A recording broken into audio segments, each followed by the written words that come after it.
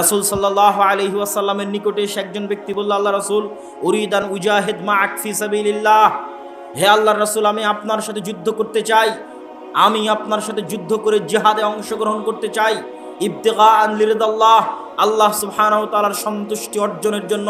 রাসূল সাল্লাল্লাহু আলাইহি ওয়াসাল্লাম বললেন, আউম্মুকা হাইয়া, তোমার মা কি জীবিত আছে? লোকটি বলল, যুবকটি বলল, হ্যাঁ আল্লাহ রাসূল, আমার মা জীবিত আছে। বললেন, ফাবাররাহা, তোমার মায়ের সেবা করো, তোমার মায়ের খিদমত করো।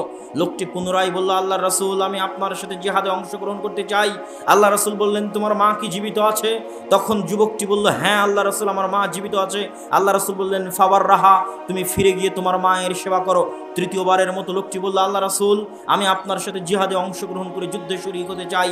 তখন রাসূল সাল্লাল্লাহু আলাইহি ওয়াসাল্লাম বললেন, তোমার মা কি জীবিত আছে? তোমার ধ্বংস হোক, তোমার নাক ধুলোয় ধূসরিত হোক, যদি তোমার মা জীবিত থাকে তোমার মায়ের খেদমত করো, তোমার জান্নাত তোমার মায়ের পায়ের নিচে রয়েছে। আল্লাহু আকবার।